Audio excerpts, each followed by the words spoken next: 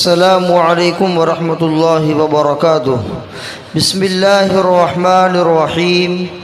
بدعات و خرافات کا بیان۔ حضرت شیخ عبد القادر جیلانی رحمۃ اللہ علیہ اپنے خطبات میں بدعات سے بطور خاص منع فرماتے تھے۔ فیوض یزدانی صفحہ 507۔ یعنی بدعات کتنی سنگین چیز ہے، کتنی خطرناک چیز ہے کہ پیران پیر شیخ عبد القادر جیلانی رحمۃ اللہ علیہ جو بہت بڑے اللہ والے گزرے ہیں اور اللہ کے بڑے ولی گزرے ہیں، وہ اپنے خطبات کے اندر، اپنے بیانات کے اندر، اپنے مواعظ کے اندر بدعات سے بچنے کے لیے بہت کہتے تھے، اور بدعات کے اندر مبتلا ہونے سے بہت زیادہ وہ تاکید کے ساتھ منع کرتے تھے کہ بھئی بدعات اور خرافات کی طرف مائل نہ ہویا جائے۔ تو گویا حضرت اپنے مواعظ اور بیانات اور خطبات کے اندر بدعات سے لوگوں کو بہت زیادہ روکتے تھے۔ تو اس سے بھی معلوم ہوا کہ بدعات خطرناک چیز ہے۔ آج پیران پیر رحمۃ اللہ علیہ کے نام پر یا دوسرے بزرگوں کے نام پر جو بدعات کی جاتی ہے، خود وہ اکابر ایسے تھے جو بدعات سے منع فرماتے تھے، لیکن ان کے مزارات کے اوپر، ان کی قبروں کے اوپر لوگ بدعت کر رہے ہیں۔ جن کی قبر پر بدعت کی جا رہی ہے وہ تو منع کرتے تھے، اس کے باوجود لوگ بدعت کر رہے ہیں۔ حضرت مجدد الف ثانی رحمۃ اللہ علیہ بدعات سے پناہ مانگتے تھے۔ دفتر اول مکتوب 189۔ مجدد الف ثانی رحمۃ اللہ علیہ شیخ احمد فاروقی سرہندی رحمۃ اللہ علیہ، جن کا مزار سرہند میں ہے، یہ بھی بہت بڑے اللہ والے گزرے ہیں۔ یہ بدعات سے پناہ مانگتے تھے کہ اللہ بدعات سے حفاظت فرما۔ معلوم ہوا کہ یہ اتنے بڑے اللہ والے ہو کر بھی بدعات سے پناہ مانگتے تھے، کوئی بدعات سے روکتا تھا تو آخر کوئی تو وجہ ہوگی۔ وجہ یہی تھی کہ بدعات خطرناک چیز ہے، خطرناک گناہ ہے۔ فقہا نے لکھا ہے کہ بدعاتی کی اقتدا مکروہ ہے۔ فتاوی عالمگیری جلد 1 صفحہ 43 بحوالہ حلال و حرام صفحہ 52۔ علماء کرام نے، فقہاء کرام نے، مفتیان کرام نے لکھا ہے، کیا لکھا ہے کہ کسی بدعاتی امام کی اقتدا کرنا مکروہ ہے۔ یعنی بدعتی کے پیچھے نماز پڑھنا کیا ہے؟ مکروہ ہے۔ بھئی نماز تو اہم چیز ہے، نماز تو اہم میں عبادت ہے، اس کے باوجود بدعتی کے پیچھے نماز پڑھنے کو مکروہ لکھا۔ تو کیا وجہ ہے؟ وجہ یہ ہے کہ امام جو ہیں وہ بدعتی ہیں، اور بدعاتی کی بدعات خود اتنا سنگین گناہ ہے، اور اس گناہ کے اندر یہ امام مبتلا ہونے کی وجہ سے خود بدعاتی بن گیا ہے۔ نئی نئی چیزیں نکال کر اس کو شریعت کا حصہ سمجھنا، نئے نئے خرافات کرنا، اس میں مبتلا ہو جانا، یہ اور اس میں لگے رہنا، یہ بدعت ہے، اور ایسا کام کرنے والا بدعتی ہے۔ لہذا اگر امام ایسے کاموں میں مبتلا ہے تو وہ بدعتی ہیں۔ اب یہ بدعتی امام بن کر اگر لوگوں کو نماز پڑھاوے تو اس کے پیچھے والے لوگوں کو اس امام کے پیچھے نماز پڑھنا مکروہ ہوگا، مکروہ تحریمی ہوگا، فقہاء کرام نے لکھا ہے۔ اندازہ لگائیے کہ بدعت کتنی خطرناک چیز ہے کہ اس بدعت کو اپنانے والے کے پیچھے نماز بھی مکروہ ہوتی ہے۔ فتاوی عالمگیری کے اندر لکھا ہے، اور فتاوی کی دیگر کتابوں کے اندر لکھا ہے۔ بدعات و خرافات جو ہمارے یہاں مروج اور ذہن نشین ہیں، ان میں بعض تو اعتقادی بدعات ہیں جو درجہ کفر کو پہنچی ہوئی ہیں، اور بعض عملی بدعات ہیں اور ان کا ارتکاب کبائر میں داخل ہے۔ آگے ان بدعات و خرافات کی تفصیلی فہرست رقم کی جاتی ہے، ملاحظہ فرمائیں۔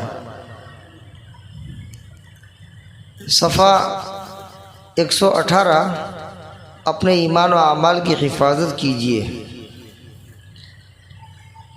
بتا رہے ہیں کہ بدعات اور خرافات جو ہمارے ماحول میں چل رہی ہے، جو رائج ہے، اور لوگوں کے ذہنوں میں جو بدعات بیٹھی ہوئی ہیں، اس میں بعض تو ایسی ہیں جو اعتقادی بدعات ہیں۔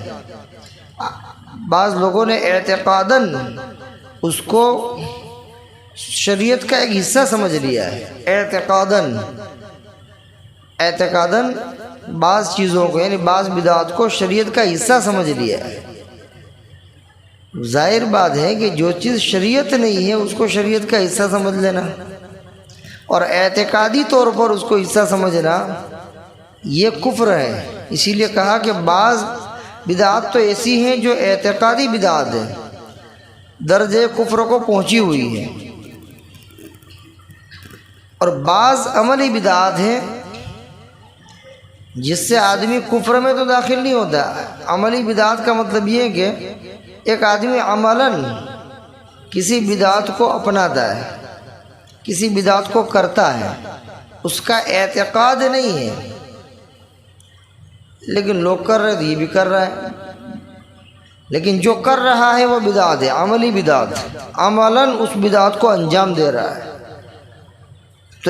تو یہ درجے کفر کو تو نہیں پہنچے گی، لیکن کبائر کے اندر داخل ہونے کی وجہ سے یہ کبائر کا مرتکب ہوگا، یعنی بڑے بڑے گناہ جو شریعت نے بتلائے ہیں، جیسے شرک کرنا، بدعت کرنا، زنا کرنا، بڑے بڑے گناہ گنوائے۔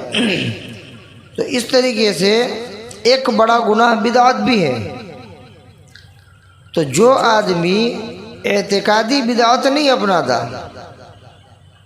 بلکہ ایسی بدعت اپناتا ہے جو اعتقادی نہیں ہے بلکہ عملی بدعت ہے، اور وہ خود عمل کر کے اس کو اپنا رہا ہے، تو اس سے درجے کفر کو تو نہیں پہنچے گا، لیکن چونکہ بدعت سنگین گناہ ہے، بڑا گناہ ہے، اس وجہ سے یہ بڑے گناہ کا ارتکاب کرنے والا ہوگا، بڑے گناہ کو اپنانے والا ہوگا۔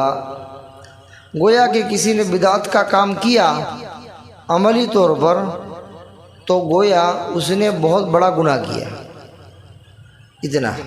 اور بعض بدعتیں اتنی خطرناک ہیں جس کو اعتقادی بدعت کہا جاتا ہے۔ تو اعتقادی بدعت تو آدمی کو کفر تک پہنچا دیتی ہے، اور عملی بدعت آدمی کو کبائر کے اندر داخل کر دیتی ہے۔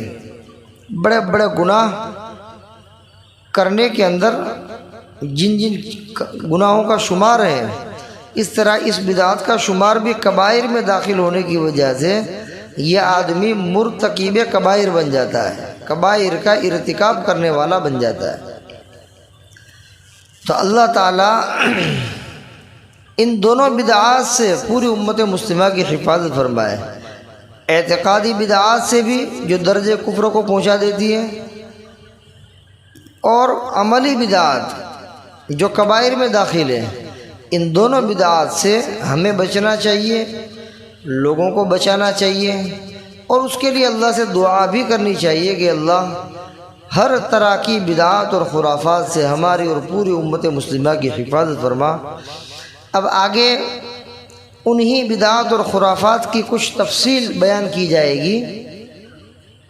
سمجھ میں آج وقت نہیں ہے، کل انشاءاللہ اس کی تفصیلات شروع ہوگی کہ وہ کون کون سی بدعات ہیں، تو کافی اس کی تفصیل آگے بیان کی گئی ہے۔ انشاءاللہ روزانہ تھوڑا تھوڑا آپ کے سامنے بیان کیا جائے گا اور بتلایا جائے گا کہ یہ چیزیں بدعات ہیں، اس سے بچنا چاہیے اور لوگوں کو بچانا چاہیے۔ بہرحال بدعات سنگین گناہ ہے، خطرناک گناہ ہے، بری چیز ہے، اور گمراہی کی طرف لے جاتی ہے، اور بدعت کو اپنانے والا چاہے وہ امام ہی کیوں نہ ہو، اس کے پیچھے فقہائے کرام نے نماز پڑھنے کو مکروہ لکھا ہے۔ اور جو بدعت کو جنم دیتا ہے، سمجھ میں آیا، نئی نئی بدعات نکالتا ہے، خرافات نکالتا ہے، یا کسی بدعتی کو پناہ دیتا ہے، تو ایسے آدمی کے اوپر اللہ کی لعنت ہے، فرشتوں کی، تمام انسانوں کی لعنت ہے۔ تو معلوم ہوا کہ اللہ کے نبی حضرت محمد صلی اللہ علیہ وسلم نے ان بدعات اور خرافات کو سنگین بتلایا۔ اسی طرح صحابہ اور سلف صالحین نے اس کو سنگین بتلایا، خطرناک بتلایا۔ اسی طرح فقہائے کرام نے بھی اس بدعت کو بہت سخت گناہ بتلایا۔ یہی وجہ ہے کہ انہوں نے بدعتی امام کے پیچھے نماز پڑھنے کو مکروہ قرار دیا۔ اسی طریقے سے جو مشہور اولیاء کرام ہیں، شیخ عبد القادر جیلانی رحمۃ اللہ علیہ اور دیگر بڑے بڑے مجدد الفسانی رحمۃ اللہ علیہ، ایسے بڑے بڑے اولیاء کرام نے بھی بدعت کو سنگین قرار دیا، خطرناک قرار دیا، بڑا گناہ قرار دیا۔ تو معلوم ہو گیا کہ قرآن حدیث سے، صحابہ کرام سے، سلف صالحین سے، اولیاء اعظام سے بدعت کے بارے میں اس کا سنگین ہونا ثابت ہے، اور وہ خود بدعت سے پناہ مانگتے تھے، بدعت سے بچتے تھے اور لوگوں کو بچاتے تھے۔ لہذا ہمیں بھی چاہیے کہ ہم بدعات سے خود بچیں، دوسروں کو بچائیں، اور بدعات اور خرافات میں مبتلا ہونے سے بچنے کے لیے اللہ رب العزت سے خوب دعائیں بھی کریں۔ اس لیے کہ اگر آدمی بدعات کو اپنانے والا ہو گیا تو دن بدن وہ نئی نئی چیزیں اپنائے گا اور اس کو شریعت کا حصہ سمجھ لے گا۔ حالانکہ شریعت کچھ اور کہتی ہے، لیکن یہ اپنی طرف سے کوئی چیز بنا کر، کسی عمل کو کر کے اس کو شریعت کا حصہ سمجھ کر اس کے اوپر ثواب کی امید رکھے گا۔ ظاہر بات ہے کہ اس کو یہ بدعت چھوڑنے کی کبھی توفیق نہیں ہوگی، اس لیے کہ وہ اس کو سنت سمجھ رہا ہے، اس کو ثواب کا کام سمجھ رہا ہے۔ تو جو آدمی خود بدعت کو ثواب کا کام سمجھ رہا ہو اور ثواب کا کام سمجھ کر کے کرتا ہو، تو وہ کبھی اس کام کو چھوڑ سکتا ہے؟ نہیں چھوڑ سکتا۔ اسی وجہ سے علماء کرام نے لکھا ہے کہ بدعاتی کو بہت کم توبہ کی توفیق نصیب ہوتی ہے۔ بدعاتی کو توبہ کی توفیق بہت کم نصیب ہوتی ہے بدعت سے۔ کیوں؟ اس لیے کہ وہ اس کو ثواب کا کام سمجھ کر کے کر رہا ہے، اور جو آدمی ثواب کا کام سمجھ کر کے کرے گا اس کو کبھی چھوڑے گا؟ نہیں چھوڑے گا۔ جب چھوڑے گا نہیں تو کبھی توبہ بھی نہیں کرے گا، صاف بات ہے۔ اللہ رب العزت پوری امت مسلمہ کی حفاظت فرمائے، اور ہر طرح کے فتنے سے، خرافات سے، بدعات سے، بری رسموں سے، بری باتوں سے پوری حفاظت فرمائے۔ وما علینا الا البلاغ۔ السلام علیکم ورحمۃ اللہ وبرکاتہ۔